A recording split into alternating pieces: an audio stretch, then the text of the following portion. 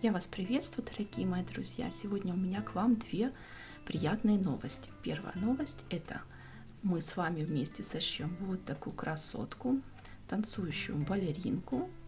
А вторая у меня новость. Я вас очень хочу познакомить со своей прекрасной подружкой Аллочкой Кулик.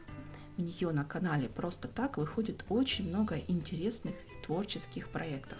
Поэтому я вас очень хочу с ней познакомить, так как она вдохновляет на творчество не только меня, но я думаю, и вас тоже она будет вдохновлять. И у нее на страничке очень интересные проекты. Поэтому приглашаю вас к ней. Вся информация о ее канале будет у меня внизу под видео. Так что, дорогие друзья, подписывайтесь к ней, заходите, смотрите. Я думаю, вам будет очень интересно. Вы же у меня самые лучшие подписчики, правда? Ну что, друзья, давайте приступим к нашей балеринке. И что нам для этого надо? Нам понадобится выкройка. Ее вы найдете внизу под видео. Желательно ее распечатать и перевести на картон. Для тела мы возьмем два вида ткани. Наружная часть будет у нас из сатина, так как она имеет очень красивую такую глянцевую поверхность, мне она понравилась. Но минус этой ткани в том, что она очень-очень тоненькая.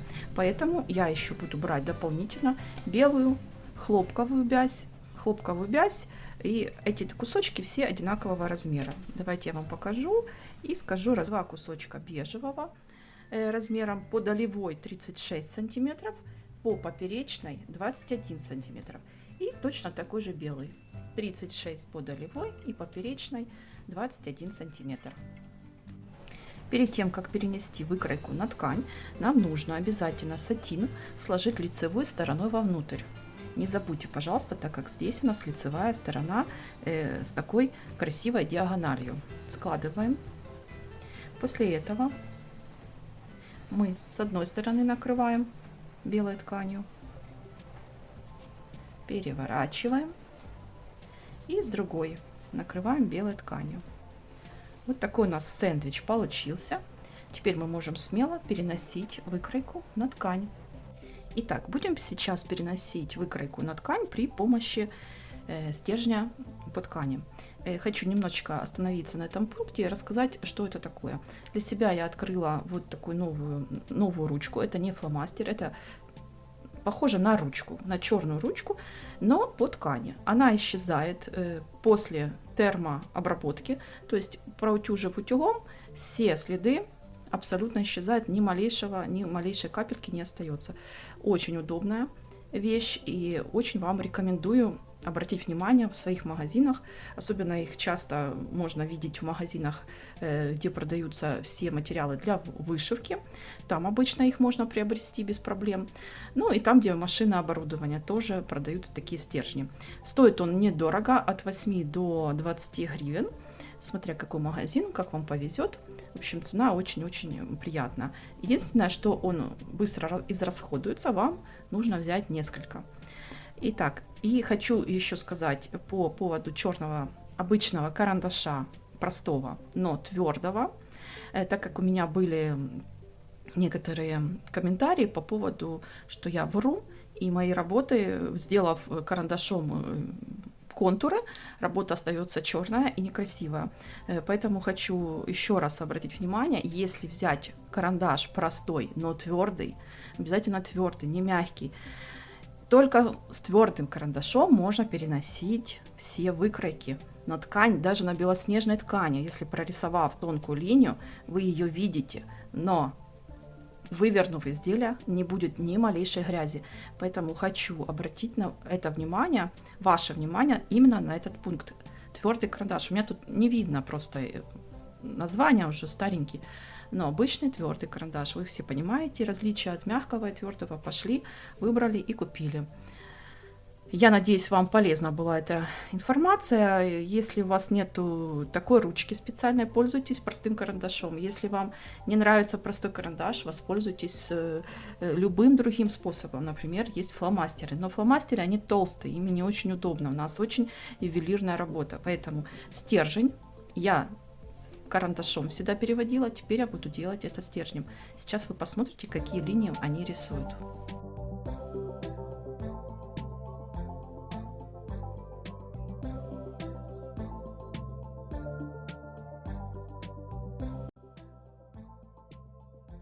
Итак, посмотрите, как хорошо видно. Обязательно мы ножку отзеркаливаем, у нас правая и левая. Ручку мы распределяем вот в таком положении по отношению к долевой ниточке.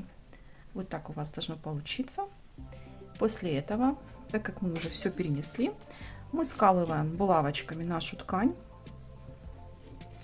И на швейной машинке мы прокладываем машинные строчки.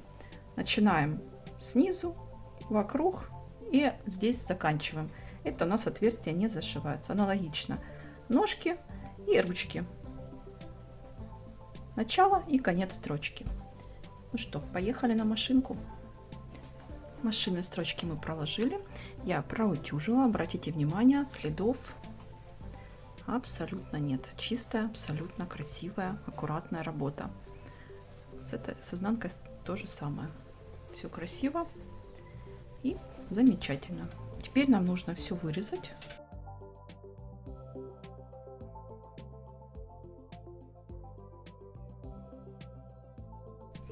Так, мы вырезали работу нашу. Теперь при помощи вот этого клея для страз, или же вы можете взять клей ПВА, немножечко развести его с водичкой. Я буду использовать именно этот клей. Я вам всегда за него говорю, очень мне он нравится. Я буду укреплять швы, так как я всегда укрепляю по верху, но мы не забываем, что у нас сэндвич, и нам нужно укрепить швы внутри вот этого припуска. Для этого я раздвигаю припуск и тоненько носиком прохожусь по всему периметру нашей строчки.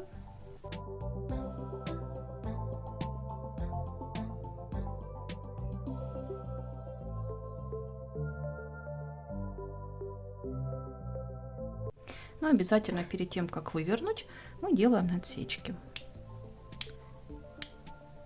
в тех местах, где у нас будет вот такие крутые повороты.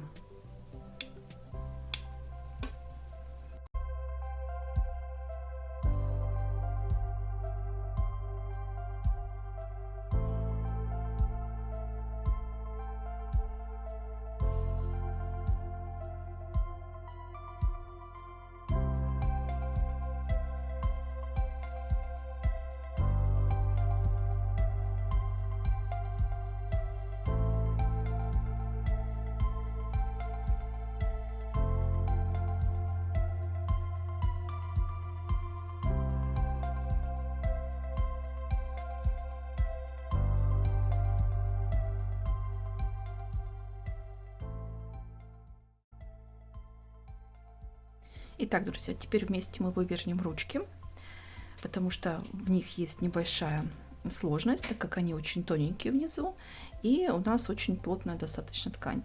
Для того, чтобы вывернуть нам такую заготовочку, нам нужно взять иголку большую и джинсовые нитки. Завязываем узелок и смотрим, как я буду это делать. Прокалываем прям вот в строчку, чтобы закрепиться, и делаем такую петелечку и фиксируем нашу нитку на руке. Теперь после этого нам нужно разъединить, я при помощи шпажки это делаю, как бы вот эти детали внутри, и вовнутрь нам нужно войти иголочкой, но не зацепить, конечно же, ткани. То есть аккуратненько, вы должны это как бы чувствовать, чтобы иголочка прошла и не зацепила по ходу никакие ткани. Вот она у нас вышла с этой стороны, мы ее протягиваем. И как мы сделаем с этой стороны? Мы нашу ручку вот так ее немножко распираем. Нам нужно протолкнуть вот этот узелочек, как бы начав выворачивание. Вот иголочкой мы немножко еще себе помогаем, как бы распределяем так в сторону ручку и толкаем вовнутрь узелок. Вот уже видите, совсем другое дело. И когда оно уже зашло, оно уже совершенно просто вот так вот потихонечку вы выворачиваете ручку. Смотрите. Таким же способом вы можете и ножки выворачивать. Скорее всего, вам будет этот способ более удобный, нежели просто выворачивать. Так что пробуйте. Пробуйте. Кстати, чем меньше игрушки, тем сложнее их выворачивать. Так что миниатюрная работа, она действительно требует огромных усилий. Хоть она и маленькая, кажется, все просто. На самом деле, чем меньше работа, тем сложнее. Вот так у нас вывернулась ручка. Итак, теперь будем наполнять ручку. Хочу вам показать все-таки подробно, как я это буду делать. Хотела перемотать в быструю съемку, но нужно вам показать этот процесс. Давайте начнем с самого начала. Я делаю так подворотик.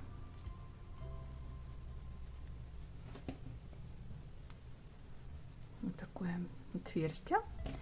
При помощи вот такого защипа держателя я наполняю потихонечку и проталкиваю. После чего я беру шпажку и стараюсь протолкнуть до самого верха, потому что здесь очень тонкая у нас уже ладошка, и нам нужно обязательно ее наполнить. Вот так мы ее наполняем плотненько, после чего продолжаем процесс. Делаю это в режиме, как говорится, в неускоренном, в обычном, чтобы вам было понятно, как наполнять такие тоненькие детали, потому что будут у всех вопросы. Видите, наполнилось, нету никакой пустоты. Потихонечку продолжаем. Я использую именно такой наполнитель. Конечно же, если у вас такого нет, вы можете использовать синтепон, синтепух, в общем, все, что у вас есть, абсолютно любой наполнитель.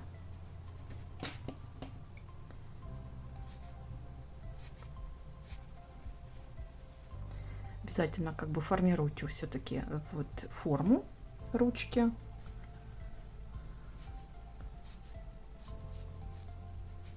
Ручку я сделала сама, потому что на самом-то деле в оригинале выкройки Тильды, именно балерины, там прямые ручки и вставляется вовнутрь проволочка, чтобы ее ручку потом можно было согнуть. Но мне так не понравилось. Я решила немножко изменить выкройку и сделать по-своему. Это мой такой вариант. Я вам его предлагаю на рассмотрение. Попробуйте. Я думаю, вам тоже он понравится. После того, как мы наполнили абсолютно почти всю ручку, осталось чуть-чуть, мы делаем вот такой подворотик. Приблизительно, ну, где-то на сантиметр, почти на сантиметр, где-то 0,7. Можно прорисовать линию. Эту линию мы потом утюгом уберем. Ее можно убрать и при помощи горячего фена, подув на это место, если вдруг вам надо будет ее, она будет видна и вам будет ее убрать нужно, то убрать ее легко. Вот такой мы подворотик делаем.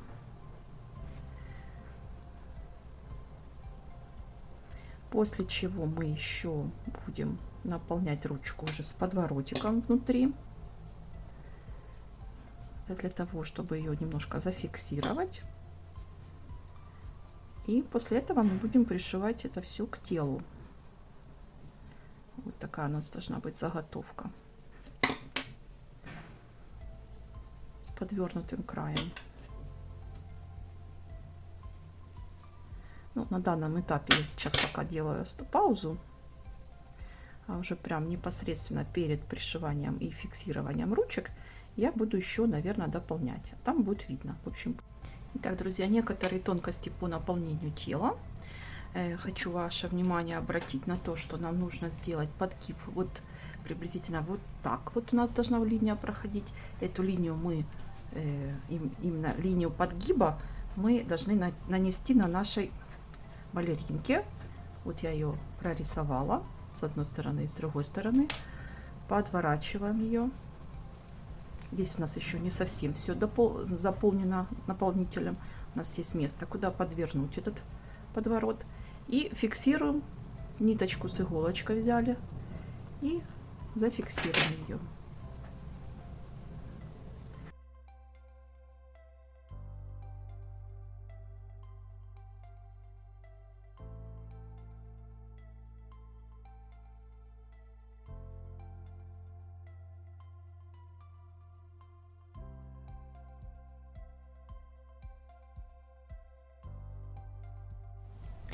Итак, ножки мы набили. Одну мы набили очень плотно, вот до самого верха. Так, у нас плотно наполнитель лежит вверху, чтобы вы обратили внимание. Обязательно ищем наши боковые части. Вот так вот. Наши боковые. Мы их отметим, наверное, так точечками. Потому что у нас есть ножка правая и левая. А вторую мы ножку набили не совсем до конца. Опять же мы тут отмечаем сантиметр, где-то около сантиметра, и подворачиваем. Лишнее немножко мы уберем сначала, подвернем, как ручки. Принцип как в ручках у нас. Подворотик, и потом дополняем наполнителем. Тоже плотненько. И потом палочкой аккуратненько вот так вот все здесь запрессуем, чтобы все волокна у нас были спрятаны вовнутрь, и нам ничего не мешало. То есть мы примеряем ножку, и если необходимо, мы еще дополняем наполнитель. Не забываем про нашу меточку. Это у нас наружная часть ножки. Совмещаем. Вот где-то вот в этом месте у нас будет ножка. Все зависит от того, как мы хотим ее выше, ниже распределить по нашему уже желанию. Итак, ножки готовы, будем их соединять. Берем у нас ножка, которая смотрит вниз, вставляем в наше отверстие, вкручиваем. Ну, опять же, забыла вам про меточку. Ориентиры все-таки нам нужны.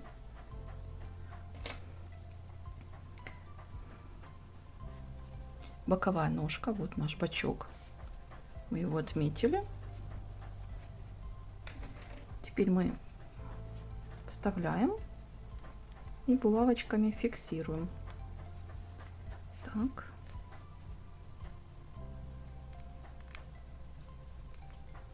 Раз. И смотрим, чтобы у нас была ось. Вот как бы приложив линейку, мы должны понимать, что ножка у нас не в сторону идти должна, а вдоль линейки. Включаем глазомер или прикладываем линейку и примеряем. Соответственно, мы фиксируем.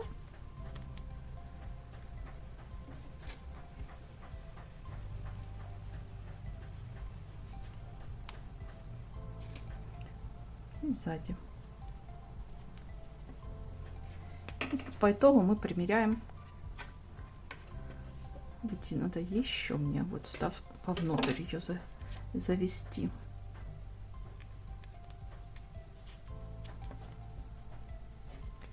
Ну, вот уже вроде бы как ближе. Да, уже лучше.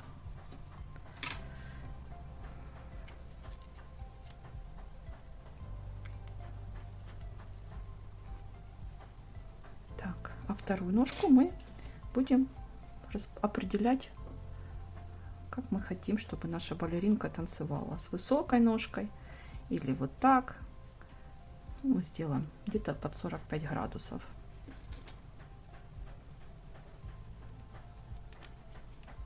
Зафиксировали.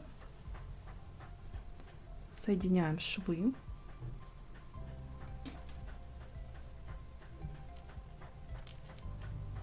Так.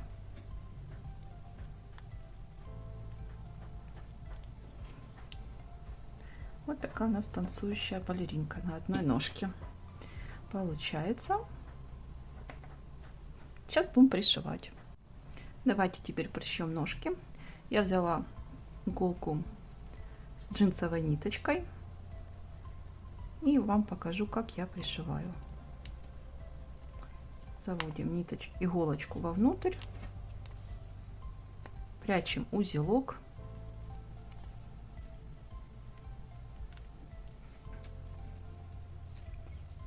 убираем и иголочкой назад мы делаем такую закрепочку и выводим вперед.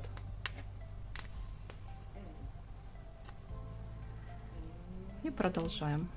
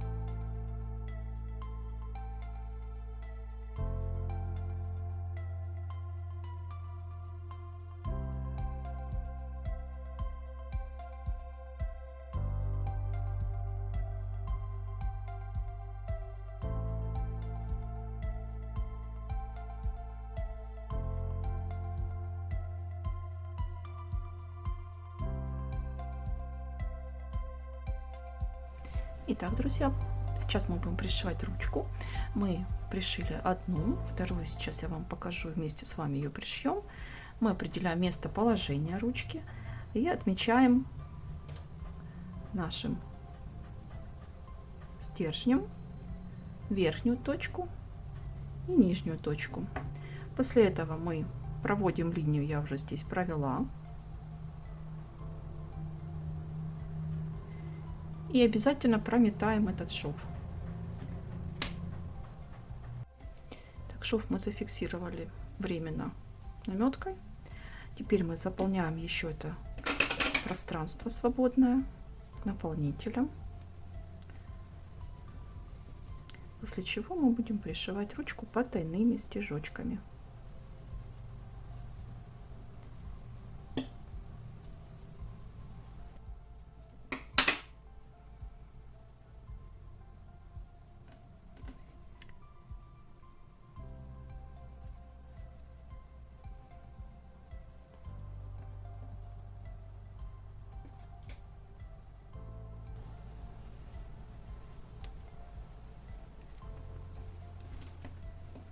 Вот так мы ее зафиксировали, и иголку берем с джинсовой ниткой крепкую и начинаем пришивать.